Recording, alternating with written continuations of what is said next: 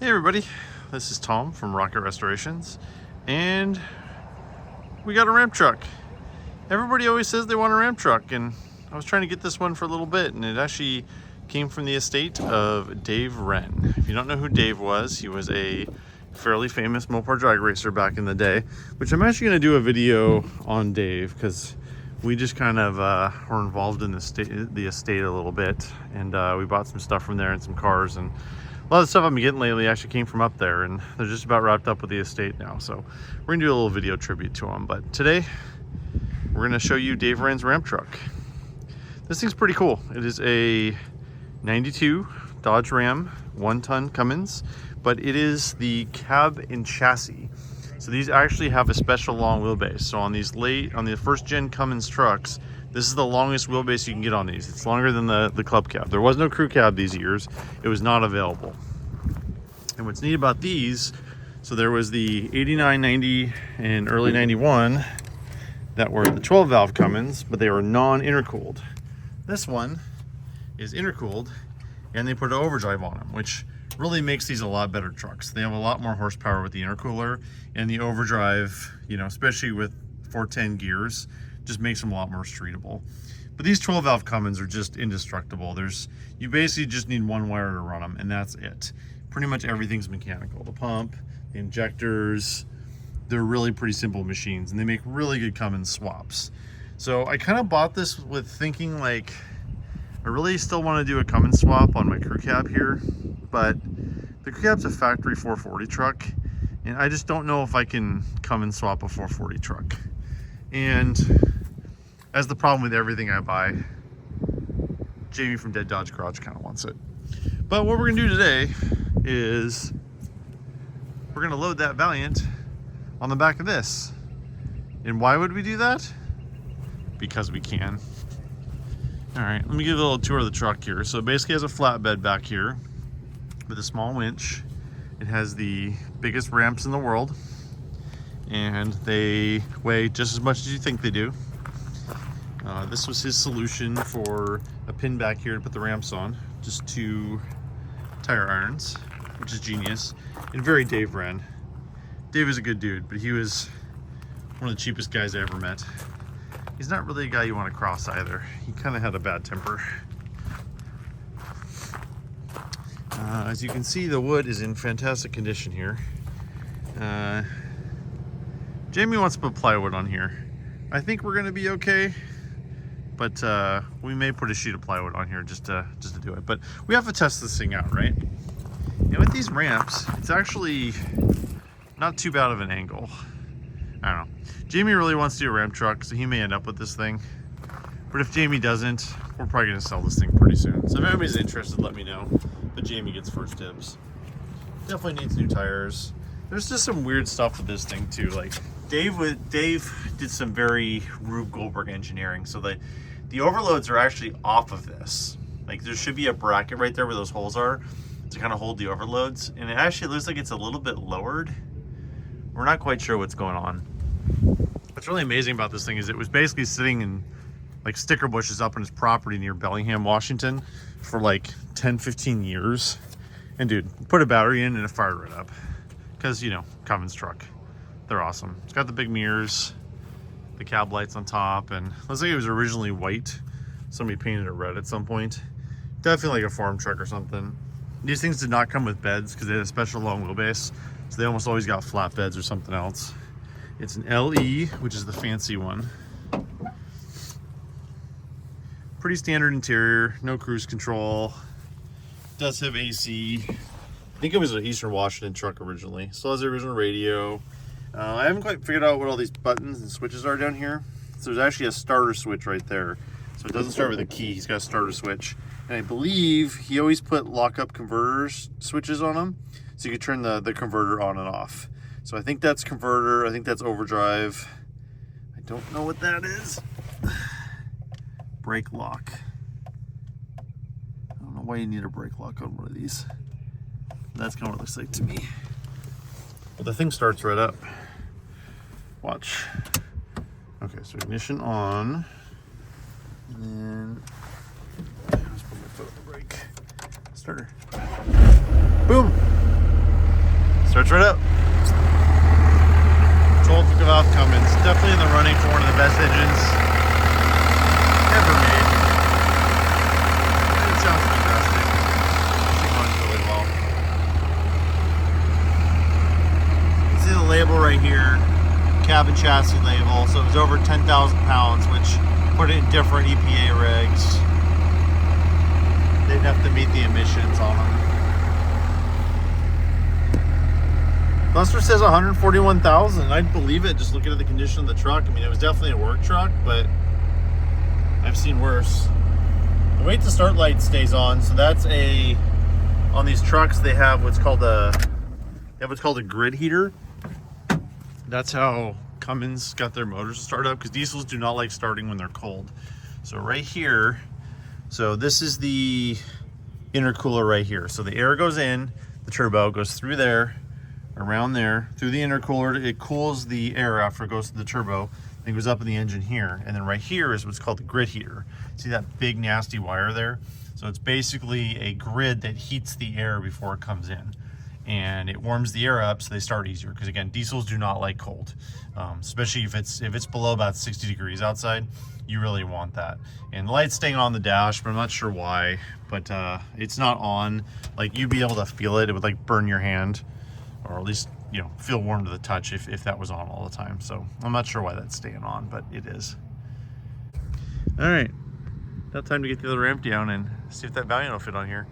Jamie says we can't drive it up because we'll die. I think we may die from the wood on the deck. I guess we'll see who's right. All right, I haven't got the one ramp down. I'm back at the other one. This thing looks like it weighs about 500 pounds. So I'm gonna use two hands to do this and not film it. Setup is a little janky.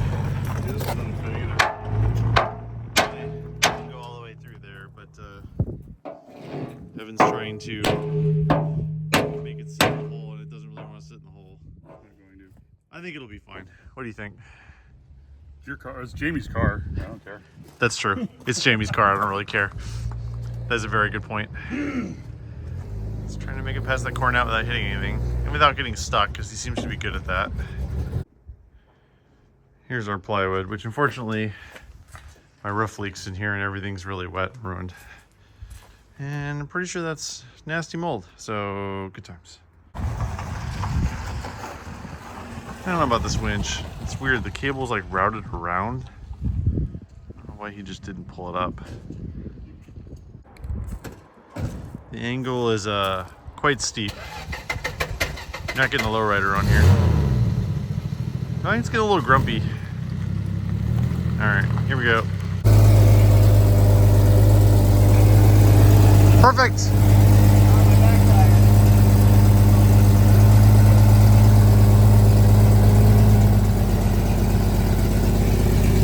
And remember, if you're gonna do something stupid, film it.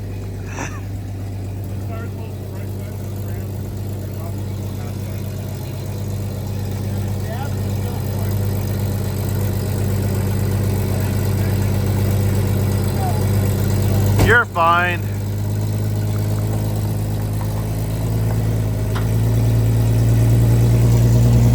Come on, little Valiant. Oh. Losing traction.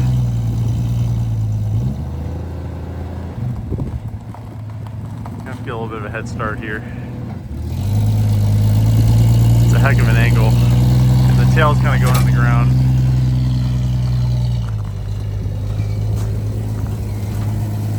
Is there anything up there for these tires to hit? No. Well, keep on going. You're committed now. Well, you got 4 feet. What's it gonna hit when it gets up there? The back of the cab. Well, no, is there more plywood up there? No, you're fine. It's just gonna hit the decking? Yeah, you're fine. You're sure about that? Yes. I don't know what you're worried about. No, you're right. Keep on going. Keep on going. All right, that's good. You're up. It died. Yeah, it's been doing that a lot. Probably running off 20-year-old gas is probably not the best idea in the world, but look, It's better than I thought. it's a ramp truck with a car on it. Ooh. Mission accomplished. Now we're trying to figure out how Dave tied this thing down, because there's really nowhere to go to back here. He might have had to do it front to back, or maybe he never used, I don't know. We're kind of trying to figure it out. But it's up there, and the car didn't fall through the deck, so I'm calling that a win. I don't think we even needed the plywood. They were all panicky about it. I think it would have been fine. All right. I mean, we're not going to drive this on the street, but I want to play my favorite game. We have to drive it. Sketchy bingo. Looks like there's one bolt holding that on. They cut the e-brake cables. There's one bolt over here too. The overload springs are slightly above where the stops are supposed to be. I'm pretty sure the springs are backwards. All in all, perfect Jamie truck. I've got a good look underneath the car. Just as solid as it looks from above. 7 1/4. So I got the ball and trunk in. Floor pans look good. Little mud decoration from Jamie over there. Just adds to the patina. Interesting shocks. They're like cast aluminum on the bottom. Why we were gonna go here. So when you tie a car down, you generally want to pull backwards. This doesn't really pull backwards. So let's drive it. Okay. The other thing is now. The front's pretty good. It runs and drives with a car on the back. It's all strapped down and everything. This is pretty awesome. This is a proper ramp truck right here. Just put some tires on it and, you know, maybe a license plate.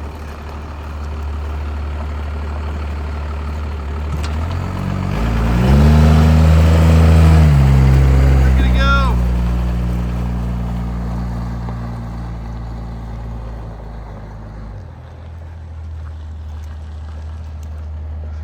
The brake lights even work. Just get plates on this thing, go drive it. Tires are a little scary, but details.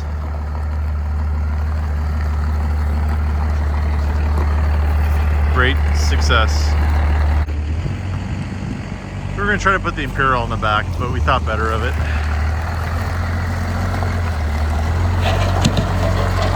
Okay, I need you to all encourage Jamie that how cool would it be to show up to the racetrack with his demon on the back of this truck.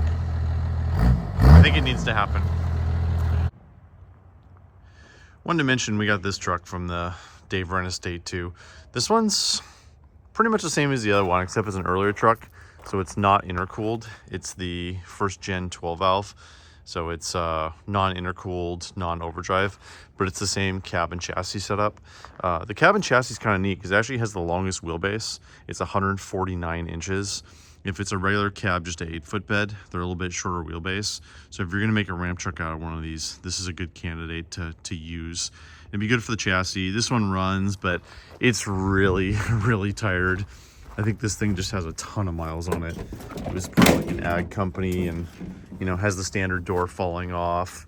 You know, the door hinges are worn out. The dash is falling apart. You know, it's rough, but it runs. You know, it's a 12 valve Cummins. They always run. Oh, awesome. There's already a bee's nest in here. I hate bees. That's the unfortunate part about my property. These things just come everywhere. I don't even know where the nest is. They're just like falling out of the door. All right, well, at least it's cold. They won't sting me. This one would be a really good motor donor or chassis donor because the cab's so bad. Because the other one, the cab's actually pretty good on it. So I don't know. I keep on threatening to do a 12 valve Cummins conversion, and this would be a great candidate because it's got a good chassis on it, but the cab's bad. But it would be great for like to put a crew cab on here or something. I know the wheelbase is a little bit different, but it's pretty close to like the one over there. I think it's like that wheelbase is like 3 or 4 inches longer than this. So I mean, this is definitely something you could lengthen to make it work, but I don't know. But I mean, it needs a good 12 valve motor that's complete in a chassis. let me know, because I'm pretty sure Jamie's gonna take that one, and then this one will probably be for sale. Or maybe I should just put the motor in that crew cab over there. I don't know. I can't make up my mind. But let me know if somebody's interested in this. Well, I think we're gonna call this one a great success. So I'm not sure what's gonna happen with this. I'm trying to talk Jamie into just taking both, because he wants the Valiant to put his turbo slant 6 in, and he wants a Ram truck, and I think this is kind of the perfect setup for him. So we'll see if he makes a decision. But if Jamie passes, this thing will definitely be for sale soon, because it's not really my deal. I had a Ram truck stage about 10-15 years ago. I had an 81 Ram truck. It was a great truck. I had a lot of fun with it, but they're just very one use. You know, this one's actually set up pretty good. You know, you can put a crane on the side of it to pick up motors and stuff. Jamie wants a Ram truck to put his camper on. You know, it'd be good for that. So, but yeah, it runs and drives. An A-body fits on the back of it. This thing is pretty neat. Well, let me know what y'all think in the comments. And thanks for watching. This is Tom from Rocker Restorations. Hope everybody has a good day. Not again. Having Imperial video flashbacks. Jamie's stuck in my yard again.